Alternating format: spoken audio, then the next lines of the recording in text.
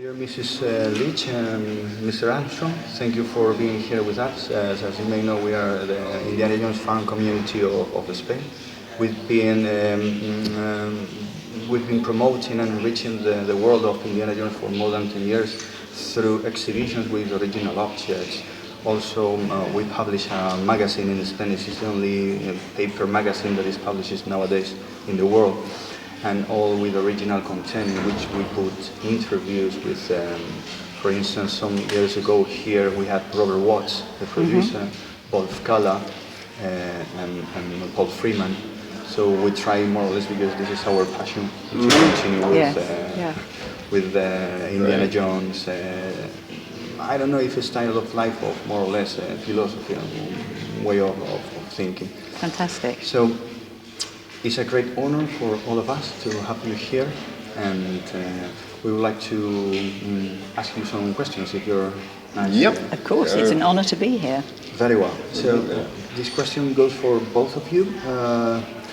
You have been working for many years with recognized careers in the film industry. You come from a stunts family, and you used to live near a film studio. How were your first steps in this amazing career of being a stunt woman and stuntman? You go first, Wendy, and talk about how you started. Well, my father was a stuntman, as you just said, and I was brought up watching stuntmen fight and going on film locations when I was growing up, and my father was on locations abroad. I would go with him. And I worked on my first television series when I was 8 years old, riding a pony. So that was my initial work. Beginning. Yeah, my beginning. So I started at 8 because they knew that I could ride. I've been riding from a young age. And then I started working full-time when I was about 17 on television series and then into movies. And always related with stunts? Always stunts, yeah. I've done a few little acting bits and pieces, but 99% of the time it's stunts. And what about you? I started purely by accident. I wanted to be a steeplechase jockey. That was my main dream in life, was to be a steeplechase jockey. And then when I was 17 or 18, I met a stuntman who was a good horseman, and he used to come and exercise the horses with me to keep fit. And one day he wanted a horse for a movie with Sophia Loren and Gregory Peck. The movie was called Arabesque. And I rented him the horse, and then the next day he said, would you come and ride it? There's some big jumps to do. I said, yeah, sure. And in those days we got £20 for the day, where the week's wages was £20 in England. This is 1965. And I thought, wow, this is good, this will support my racing, because I was an amateur. And so I started doing horse pictures, and then gradually did other pictures, and I was young at the time, so I would get selected to be a stunt double for lots of different actors, and very quickly got quite a big resume going and just carried on. It was just fate. To your knowledge, in according to your experience, what kind of training should a stunt follow for being a good professional? I'll go with that. Yeah. My opinion is you have to be very, very, very good at one thing. Motorcycles, fighting, trampolining, gymnastics, riding horses, tightrope walking, anything, high diving. You have to be primo. And that's when I'm looking for somebody to do a high dive, this guy is the best. And you get employed on the film. Then when you're on the film, you become friendly with people and they can see you have talents, or you watch people and learn what they're doing and teach yourself different talents like fighting or acting or whatever. But you need, my opinion, to be a stuntman, you need one really good skill, and then the rest you learn as you go through the business. And in your case, was riding horses? Riding horses. And I was very lucky because when I was doing it, there were lots of horse movies. Young Winston, Mary Queen of Scots, Macbeth, Robin Hood, many, many, many horse pictures. So I'd go along as a rider, and then it's, okay, that guy there, he looks good, he's a young man, come and do a sword fight here, and I'd learn how to sword fence, or we're going to kill you now, and you fall down some stairs. you learn as you go along, but yeah, horses were mine. In your case, what would you say is also riding horses, your specialty? I guess riding horses, but because I grew up with a stuntman as a father, I was always riding motorbikes, driving cars. You were a gymnast as well, weren't you? Very athletic, I was trampolining. very good trampolinist, swimmer, because I did everything that my father did, and I just copied him. I thought it was just what you did. I thought that's what everybody did. So I had lots of things that I could do. But also when I started in the business, there were very, very few women. So I think there were maybe 4 or 5 when I joined the stunt register. Because as you said before, even stunt men did the female roles back in the day, right? Yes, they would put a wig on and put the dress on and look very ugly. Walk around like that. And Try to act feminine. And that was supposed to be Sophia Loren, or yeah, exactly. Yeah. The men doubled her many times. Yeah. But now in Britain, when people want to become a stuntman or a stunt woman, they have to qualify in quite a few skills. Not necessarily being a master of one, but they have to cover. Is it 6? 6 or 8. 6 or 8 skills up to a national silver standard. Very high standard. And it's very tricky and very hard. So it's the British Stunt Register that is the official body, but you don't necessarily have to belong to that to work at the moment. And it's great. We have some really wonderful, talented people, but I still think they would be talented anyway without learning skills that they're not fantastic at. Yeah. They have to learn to canoe and do all sorts of things, whereas if you're going to go canoe, you're not going to get somebody that's just learning to do it, you want somebody that is a world champion. So that's just my opinion, but we have a wonderful body of stunt people, and it's much, much more professional than it was when I started. I wouldn't probably be as successful as I was if I started now.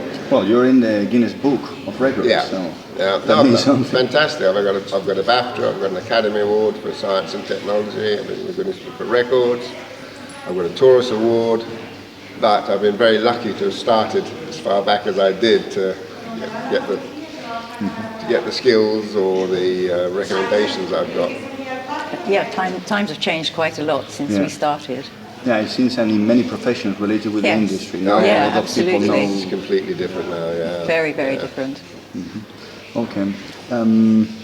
So you both met during the shooting of Superman, in which your father was also working there. Yes. What was it like to work with George, and how did love arise between you? If not love, at first personal attraction. There's 2 different questions really. I met George before I met Wendy, and George was one of the higher echelon of stunt people. He was one of the founding fathers of the stunt work in Europe. There was a handful of people, ex-army or ex-gymnastic or professional athletes of some sort that came into the film business in the 50s and 60s. So I worked for him on You Only Live Twice and various other films, on the Majesty's Secret Service, Bond, 2 Bonds. So I knew him, but then I met Wendy, as you say, in 77 when we did Superman, and obviously we had an attraction, and the rest is history. But yeah, I knew George first, and he was one of the top stunt people when I came into the business. But that was the first time you met in that shooting? Or? I think we'd seen each other in before, passing, but in passing, but maybe, nothing. But that was all, nothing. But not working together? No. Okay. Your sons, Bruce, Scott, Nina, they also developed careers in the industry. And as you can see, also Nina working as a child in The Last Crusade, if I'm not mistaken. And Empire of the Sun. She plays marbles in the prison camp in Empire of the Sun. Yeah. Christian Bale calls her Nina. Hey, Nina. Yeah. They've all been in Bruce was in Legend. They've all been in little movies when they were kiddies. Yeah. So it seems that Nina has been inherited your stunt blood, that she's really doing really good stunts. When for you, that your sons and daughter follow your footsteps, was a natural path, or was somehow shocking for you?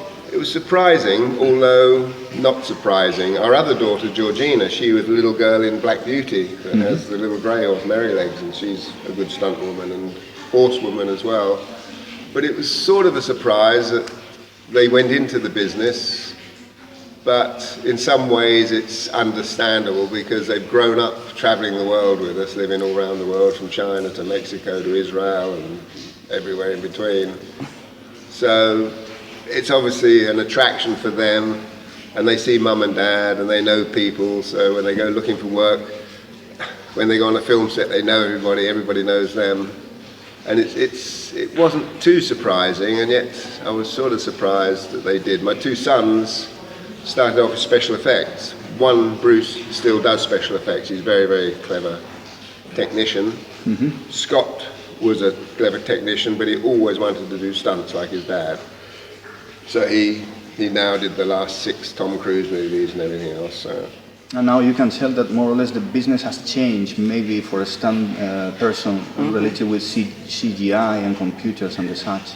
Everything is different now, or not that different? You need more technology recognition. You need to understand how things are working. Yeah, we grew up with it, and it was a gradual change for Wendy and me, where when Superman we used to fly on little thin wires.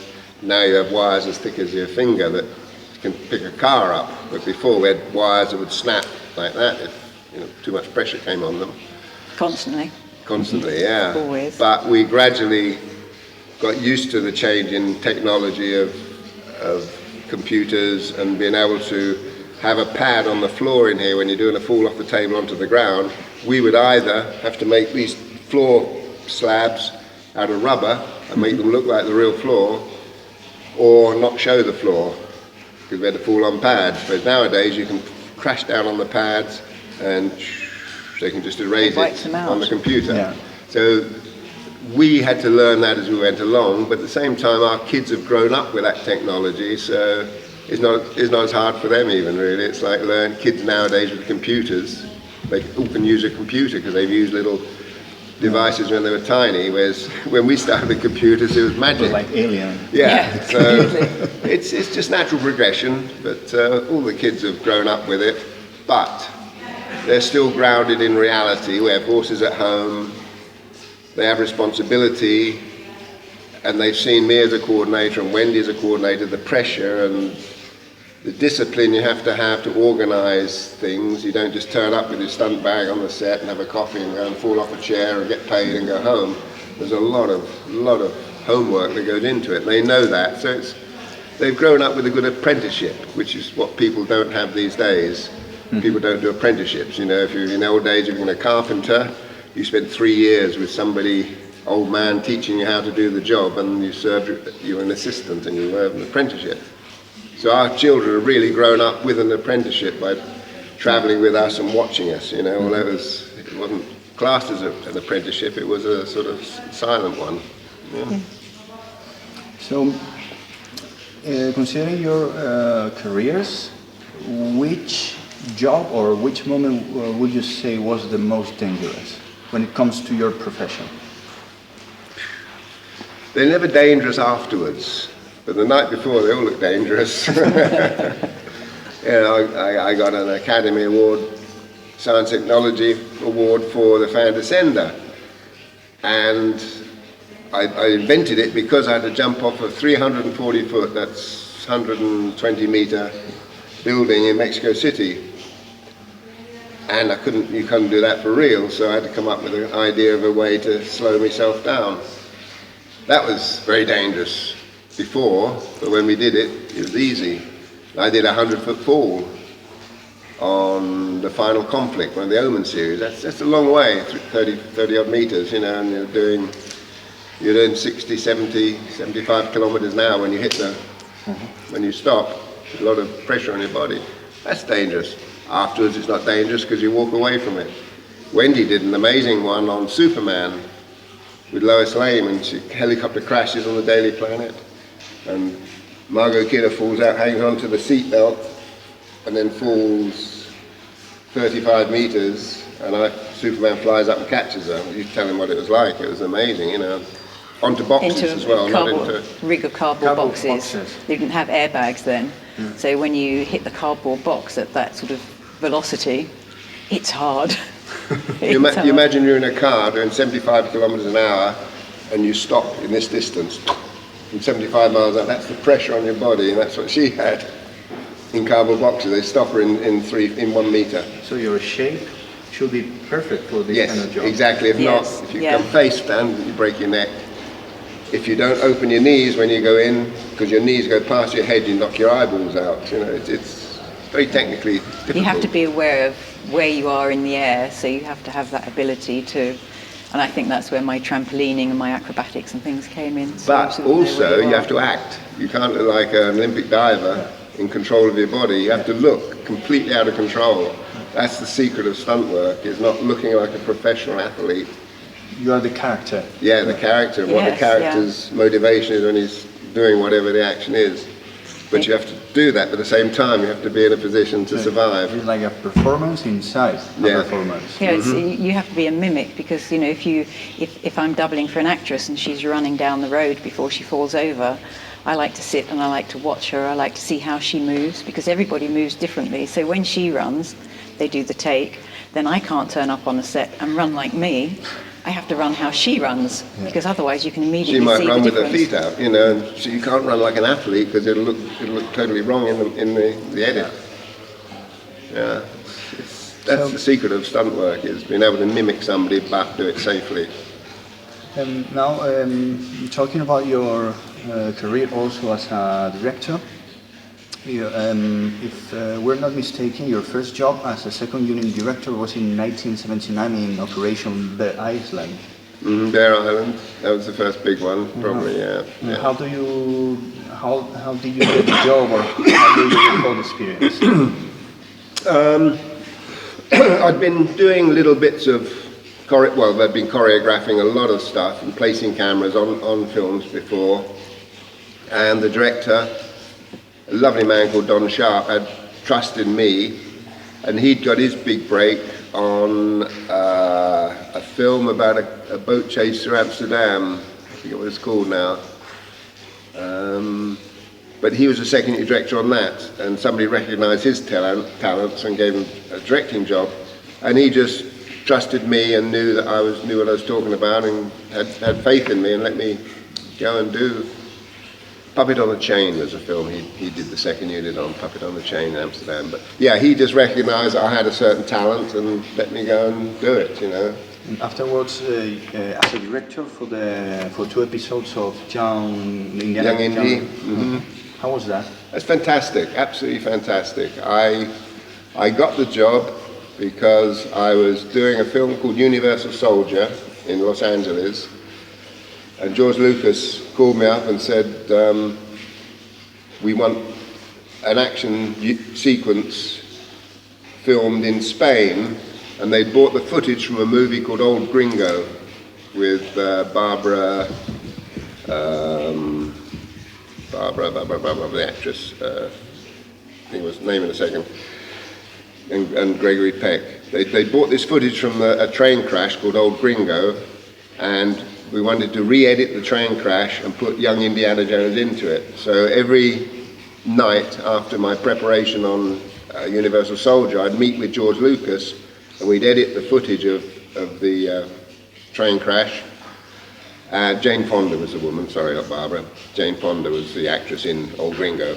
But we'd re-edit the footage, and then George would say, we need a shot of young Indy here, and we need a shot of the cowboys here, da-da-da-da-da. So I then went to Spain, knowing the editing procedure that was needed, and I shot all young Indy's footage to go into the movie of the week of young Indiana Jones. And after 2 weeks, I got a call from George Lucas saying, look, I love your footage, Vic.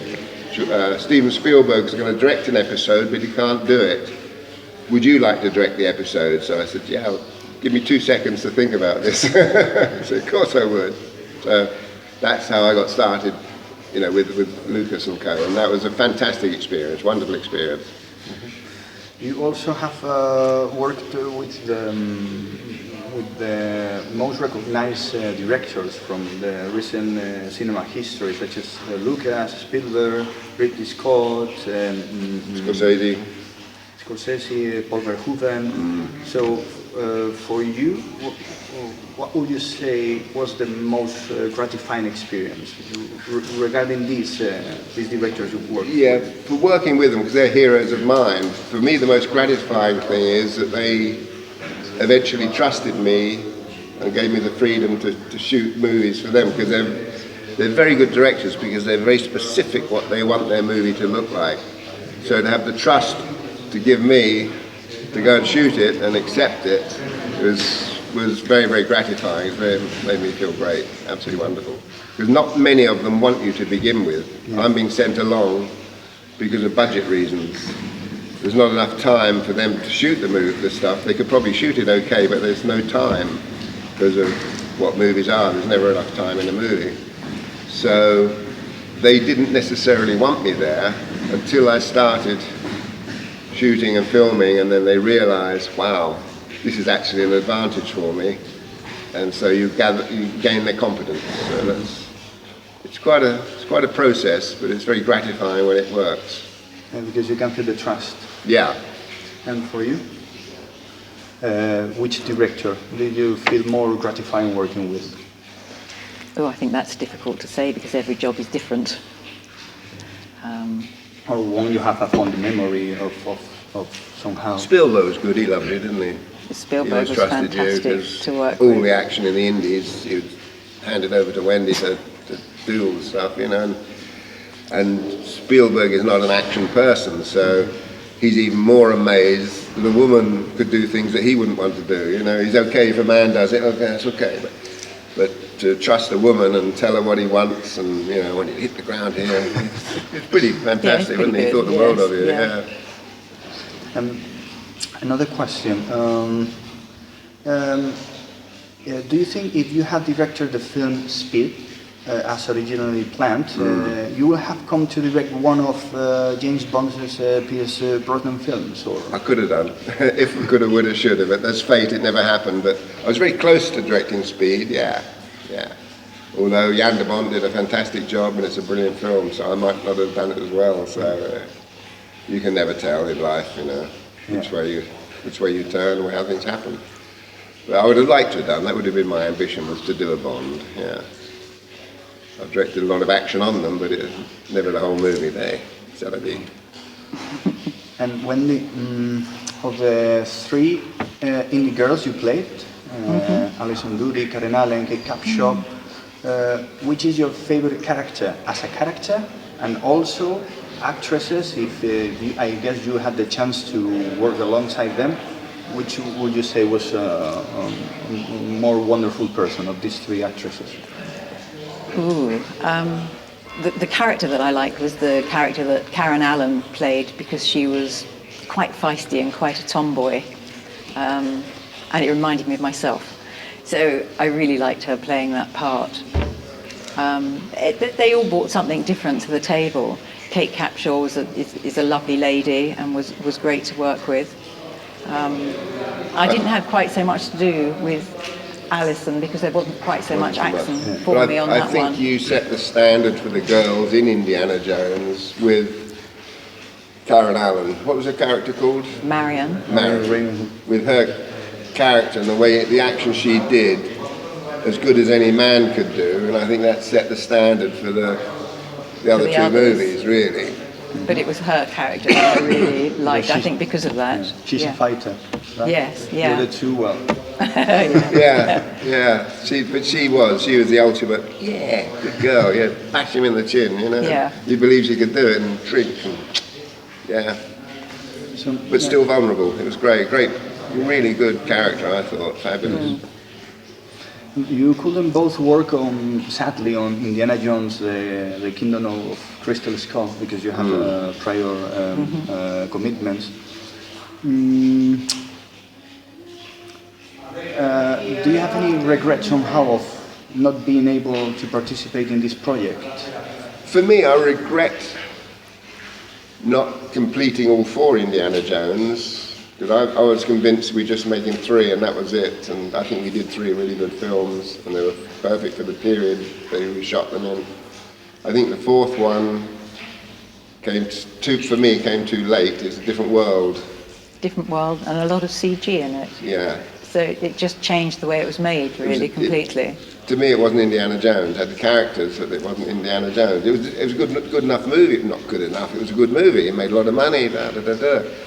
But it wasn't the essence of Indiana Jones that we thought. Probably we're being old-fashioned. I don't know. We're probably biased because we did work on the other 3. Yeah. And also, it was shot all in the United States, not like the other films that they were shooting all around the globe. All around. Yeah.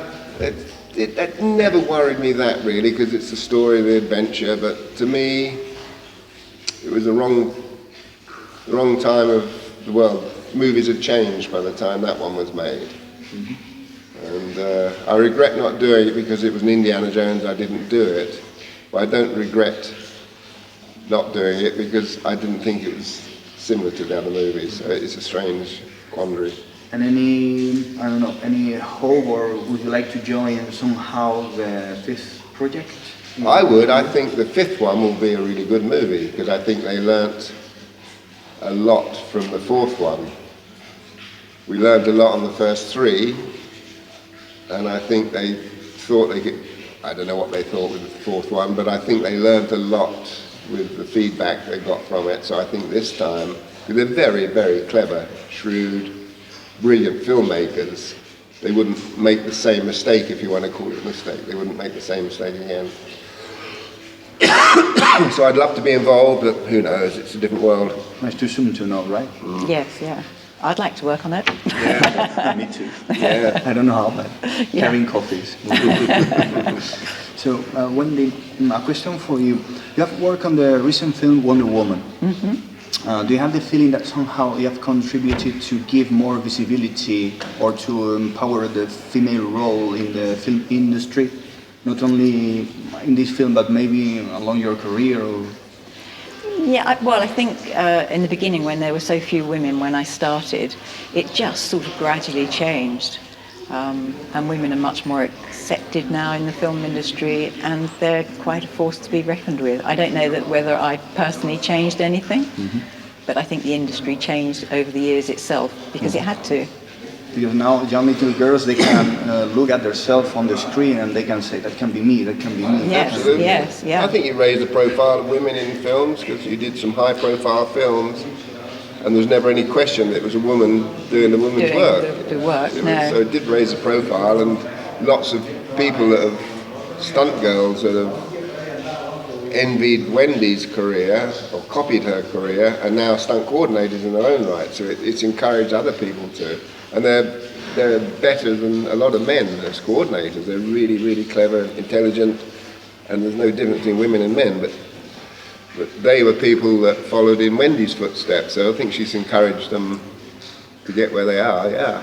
Mm-hmm. This is a question for you. When shooting Indiana Jones, there was such a resemblance between you and Harrison Ford, and sometimes you were mistaken by one another. And it is known that you and Ford and some technical equipment personnel, after the shooting, you were out together for having some drinks. And this caused that after a few beers, people thought that they were seeing double? No. No, I was out with Harrison, one little story, I was out with Harrison one night at the end of the Temple of Doom, the rap, and we went across to the pub near the studios, and Harrison was supposed to go to some dinner in London, and he had his trainer with him. Anyway, Harrison wanted to come with me and the stunt boys, and we were drinking until the pub closed. His training man left in disgust. But during the evening, Harrison said to me, he said, "You stunt guys are very lucky. You're like heroes. You get all the women want to be with you." And I, "You're joking. You're Harrison Ford. What are you talking about?" He said, "No." And he, had a few drinks. No. I said, "Don't be stupid, He said, "I'll show you." And he stood up, and two girls were walking across. And he went, "Hey," and they turned, and he went, "Harrison Ford, Han Solo, Indiana Jones." I went, "Huh," and walked on. They didn't recognize him. But that's the only time that people didn't. On the set they mistake us, but not in. We didn't hang out much together, funny enough, after work. We just. And how was working with Ford, not only in Indiana Jones, but also Blade Runner, Frantic, Witness, Ghost? Yeah, he's fantastic, brilliant, professional, very, very, very focused. He's a very, very shrewd, intelligent, calculating, thinking man. And if you look at his script, there's 1,000 notes in it on character and things like that. And he's a very hard-working person. And I always say the biggest stunt on the Indiana Jones that I do on the films is to stop Harrison doing stunts because we can't risk getting him hurt. If you can't tell it's Harrison, then I'll do it, you know. And a lot of the time he could even shoot on me here and I'd get away with it, you know. So he's an amazing professional and hard-working and great fun, great character, great joy to work with. But professional, you can't get things wrong, you know. You have to do things correctly, but you still have fun. Could you tell us about the most unknown deleted scene from The Last Crusade? Is the tank sequence, but the one that Indy was supposed to ride over a bridge and finally didn't go on the final cut? Over the bridge at the end? Yeah, I think. We did. I remember doing the final scene where they disappear into the sunset, but there was. I don't remember going over the bridge. I don't know what that was. There was one sequence we changed when he's fighting on the tank, and the tank goes over the cliff. I was with Steven Spielberg, and Steven had just arrived in Spain. It was the start of the movie, and I think he was editing Hook, and he'd been preparing Schindler's List, and he was getting ready to shoot 2 days later Indiana Jones, and we're driving up and down the Ramblers at De Bernas in El Maria and looking at things, and we stopped, got to the piece where Indy goes over the cliff because he was going to ride the tank over the cliff, and we didn't know how to finish it. And Stephen said to me, "Vic, could we rig it so that when the tank goes over the cliff, we then see Sean Connery run to the edge of the cliff and think Indy's dead. Sean Connery's on the edge of the cliff, standing there, and we pan down or crane down, and underneath the cliff is a precipice, and Harrison is hanging on to some roots of a plant." That's right. So you've got Sean Connery there, and we pan down, and as we get to his feet, this plant gets pulled into the ground, and as you go down underneath the cliff, Harrison's hanging on to the roots, pulling the roots and the plant through. And I said, "Wow." I said, "Yeah, we're trying to organise that for Monday. This is on Sunday, and we're going to shoot it the next day." I said, where did that idea come from?" And he said, "Oh, I was driving the Ramblers, and they'd had these flash floods, and the bank was washed away, and he saw the roots sticking out of the banks, and it got his brain going." But that's the sort of things that weren't quite in the movie, but I don't know about going over the bridge. I can't remember that. We've come to know that one of the sequences you feel more proud of, and maybe one of the most dangerous of your career, is that one of The Last Crusade in which Indiana Jones jumps from his horse into a tank. How many times do you have to repeat the jump, or how do you prepare for? We filmed it twice. First time it was a complete mess. I didn't get the timing right, and I looked like Tom and Jerry running through the air trying to get on the tank. It was terrible. But the second time I did it, and it worked perfectly. But that took nearly 3 months to find the location and get a bulldozer to cut the bank away so it's vertical, so we can get alongside with the tank, find the right location for that. And I had to train the horse to gallop in a straight line, so when I let go the reins and jumped on the saddle to do the jump, it kept galloping at the same speed. It didn't turn and fall under the tank or run away. It's a lot of preparation and what have you, but for me technically it was difficult because of knowing how to work with horses. But everything in the Indiana Jones is technically difficult, you know, when you work it out. They're amazing films, how much there is in them. Do you know when you prepare it in your mind, this may work, this may work, are you 100% sure that that's going to work, or sometimes you are there? Never 100% sure, absolutely not, no. I'd never done that jump onto the tank. I'd only ever rehearsed at the stables with the Baroness on flat ground, on level ground, and when we did the jump, I was 2-3 meters higher than the tank, so I could get some more distance. But when I rehearsed it, it was always at flat level, jumping onto the manure heap, where you put all the shit from the stables. That was the only soft place. I'd get up and do my practice jumps and measure the distances and then calculate how further I could jump by going up on the bank. But we didn't ever do it until the day we filmed it from the bank. But you're never certain now. And speaking about James Bond, a specific question: how did they manage to roll over 180 degrees the car, the Aston Martin, from Die Another Day, when Bond activates the ejectable seat? On what part did you play in it? I directed all of that. I went to Iceland. We were supposed to be on that frozen lake in Iceland.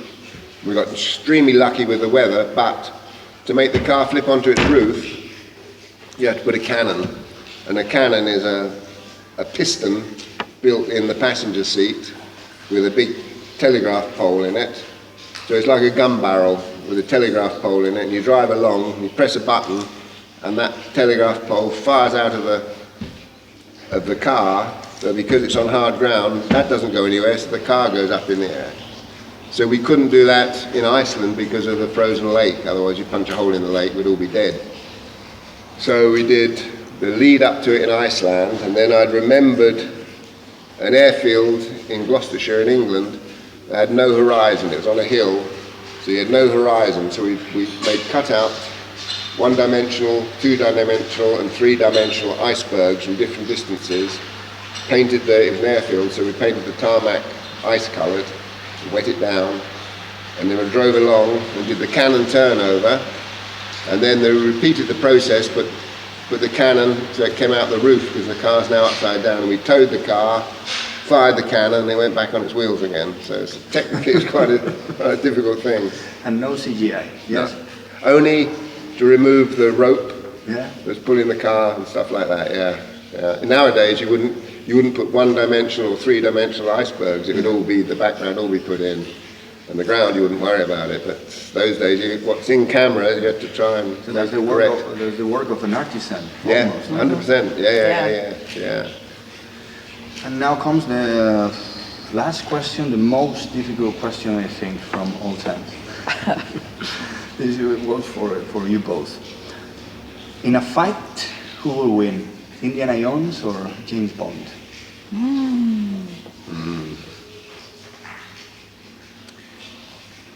In the movies, I think if it was a movie fight, it'd probably be James Bond, because Indy, the great thing about Indy, he's vulnerable and he gets beaten. But he comes back and gets his revenge. So hypothetically, Bond would beat him because he'd have some magic, like gadgets, some gadget or something, and probably beat Indiana Jones. But Indiana Jones would come back and crack him with a whip when he's not looking and do something, you know? I mean, if there was a hypothetical fight, that's my reasoning, you know? The beautiful thing about Indiana Jones is he's human. He gets the shit kicked out of him, he gets beaten up. He's kind of the anti-hero, right? The anti-hero, yes, yeah. But he's got that heart and determination, he'll get through it. With a bit of luck as well. That's the endearing thing about Indiana Jones, whereas Bond is Bond, he's more clinical and ice cold. That's my opinion. And yours, Wendy? Well, I think because I was able to kill James Bond, She's the only person ever to kill Bond. I think Indy could do it too. Yeah. He's obviously got a vulnerable spot, the vulnerability about him, so I reckon if I could kill him, so could Indiana Jones. You know when she killed him on Never Say Never Say Again? Never. With the opening sequence, when I'm running through the jungle and these guys are trying to kill Bond at the opening of Never Say Never Again, and I get on top of a building like this, get a rope and run and swing and smash through the shutters, and there's two rebels in there and I shoot them, and Connery takes over fighting them. and she's tied to the bed, and he cuts her arms loose and frees her, and he sits on the bed, and the knife he just used to cut her free with, she goes, "You're dead, Mr. Bond," and he goes, "Shit." And he realises it was a test to see if he had 007 capabilities. So it's a wonderful thing to be the only person to kill Bond. So you tested and he didn't So work. he maybe one time he does get it wrong and Indy kills him. Who knows? Who knows? Well, at the very least, you will tip Indy from the back. Yeah. Don't play fair. Yeah, exactly. Okay, so we would like if it would be an honor for us to appoint you honorary members of our association. If Wonderful, that's wonderful. Thank you very much. Yeah, I'd love to. Thank you. Our president has some diplomas that. Oh, lovely. Thank you. Fantastic. Brilliant. Oh, that's beautiful. Thank you very much. That's it's superb. lovely. Thank you. That's really lovely. Thank you. Thank you. Thanks. Wonderful. Would you mind to take That's great. Beautiful. a picture with all of us? Yeah, absolutely. I need to. Beautiful. This one was one of the hats that were used for the fourth film. All right. And they produced in Seville. They made Really? 27, 25 hats, and this is one. Oh, wow. Oh, wow. So that should fit you perfectly. Yeah, it's good. Okay. Do you want me to? Yeah. Yeah, I've got my hat's Herbert Johnson from the first. We used it on the first three, but I go in the middle. the middle. Yeah, okay. Hold up our certificates the right way Look up. at that. Definitely. Do one without the Indy glasses. Too modern.